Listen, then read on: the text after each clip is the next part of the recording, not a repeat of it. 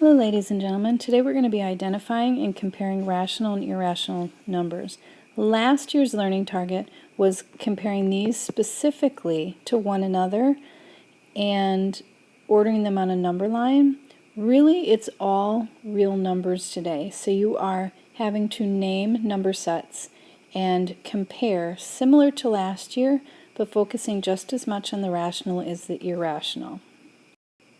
So let's just review exactly what is found in each of the number sets. Counting or natural numbers are what you start with when you're little. Like when you first started to learn how to count, you started with 1. You didn't start with 0. It was 1 Cheerio, 2 Cheerios, 3 Cheerios, 4 Cheerios, etc., etc., etc. Or 1 cookie, 2 cookies, 3 cookies, 4 cookies, etc., etc. Then after a couple of years, especially if you had older siblings, you learned about that concept of 0. Your sister took your cookie, you have 0 cookies. You ate all of your Cheerios, you have 0 left. So whole numbers include all of the counting plus 0. So what's new is 0. So that's the only new thing. So if it is a whole number, it's automatically a counting number. Integers are all of these plus their opposites. So remember, opposites, same distance from 0 but on the other side. So it's all the whole numbers and their opposites. So what's new is negatives. It's the negatives. But still, notice we have no parts.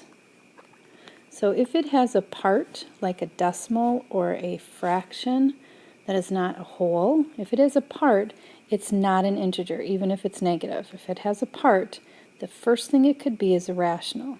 Now, if it is an integer, then you know it's automatically a whole and automatically a natural number.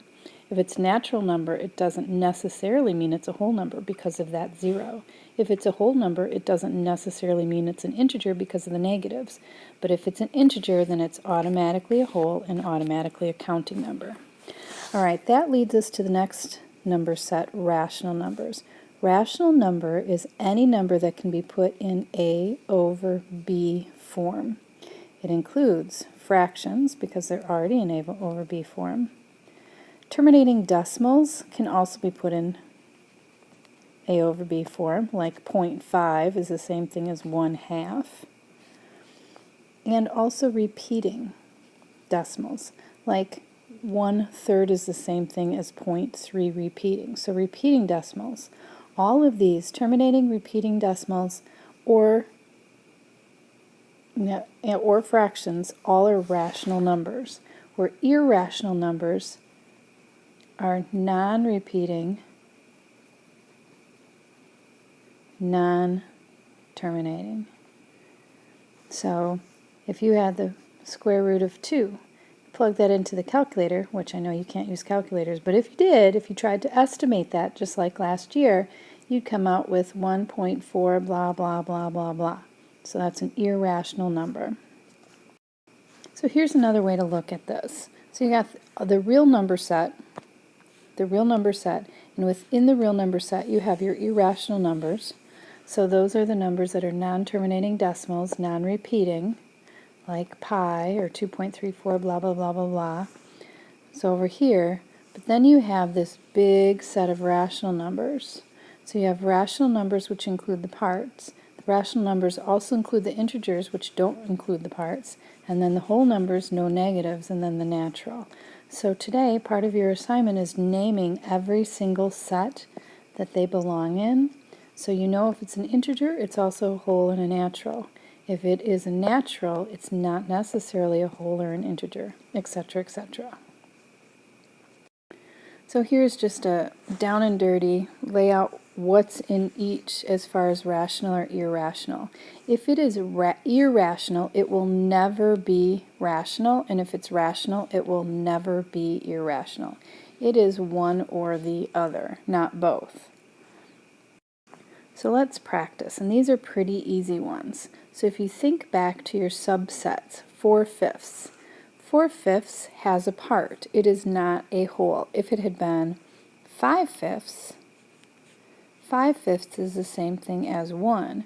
4/5, though, has a part. It is part of a number. So the first it fits into is the rational. Even if this had been negative 4/5, because of the part, it's still rational.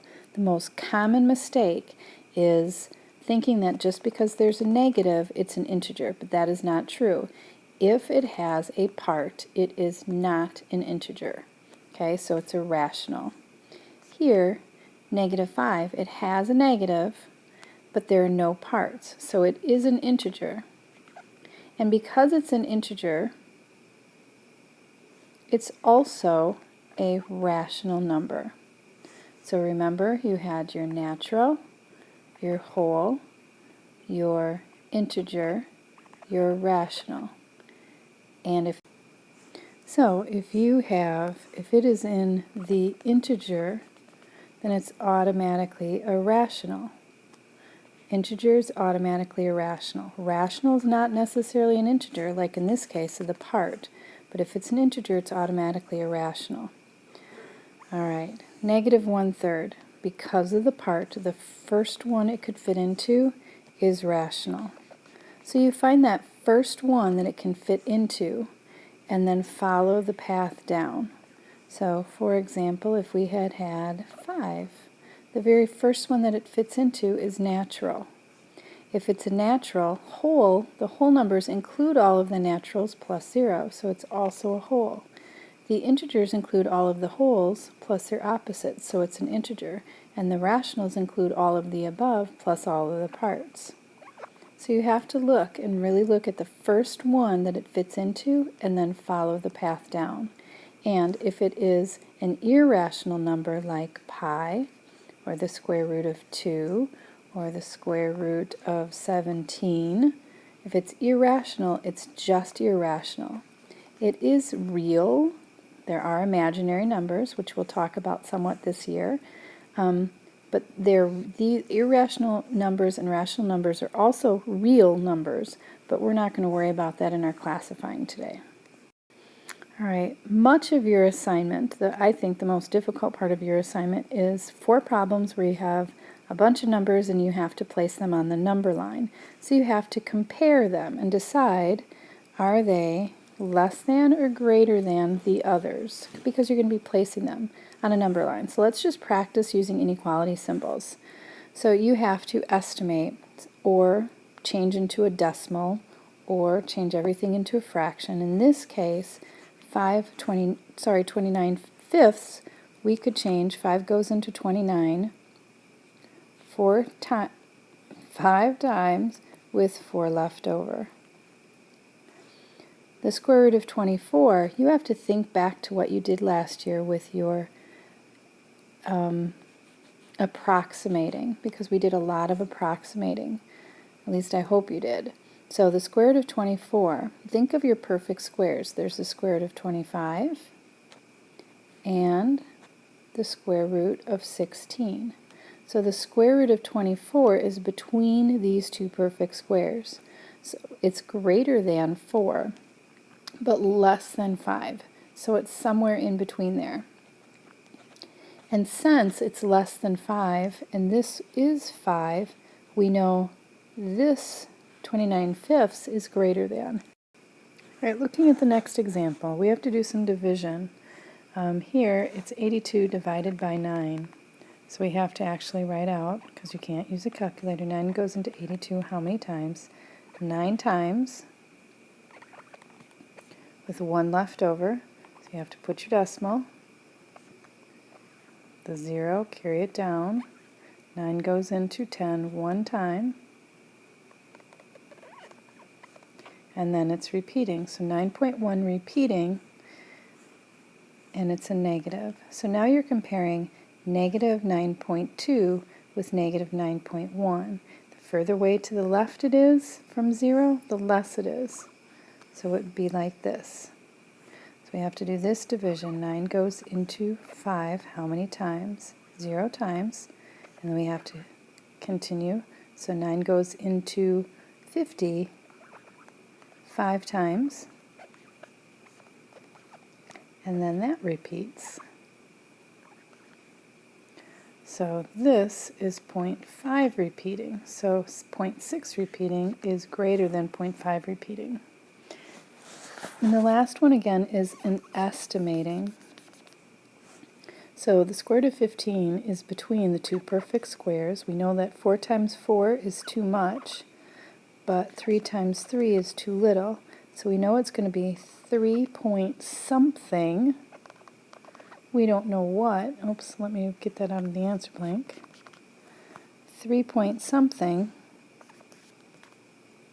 but it's very close to 16, so it might be 3.9, let's say, 3.8. We'd have to do some real figuring to figure that out. Here, I'm going to just change it. This is 3.8. So I'm thinking that this is greater. Okay, so the last example is more like what you're going to do on your assignment, but it's a very hastily drawn number line. You need to place, and these all on your assignment have letters like this, and you need to place them on the number line in the correct order.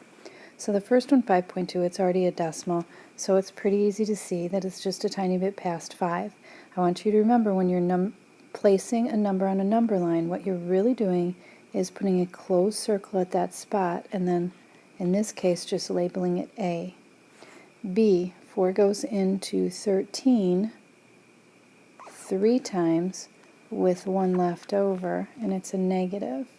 So negative 3 and 1/4 are negative 3.25. You go to negative 3, it's a little bit past that, so you put that closed circle, which is really closer to that 3, and you put a B. C, negative square root of 36 over 16. Well, the square root of 36 is 6. The square root of 16 is 4. It's negative, so it's a negative 3/2, which is the same thing as negative 1/2. So you go to negative 1, you go halfway to negative 2, and you're going to put a C. Again, that closed circle, that's so important. D, this says the square root of 9, but it's the negative square root of 9, so negative 3. So this is a pretty easy one. Notice that if we did not estimate well, D and B are pretty close together, so you have to be careful with that. And the last one, E, 3 goes into 17 5 times with 2 left over. So a little bit past the 5, but you come back over here, it says 5.2. 2/3 is actually 0.6 repeating. So we know that it's going to be to this side, to the right of A. So like that. You will have some, actually quite a few, where they're irrational numbers. Remember, what you're doing is you're finding the perfect squares that they fit between. So 17 is greater than 16 but less than the perfect square of 25. That means that the square root of 17 is somewhere between 4 and 5, but it's so much closer to 16 than to 25, so it might be about 4.1. So these are all approximations. Let me know if you have questions.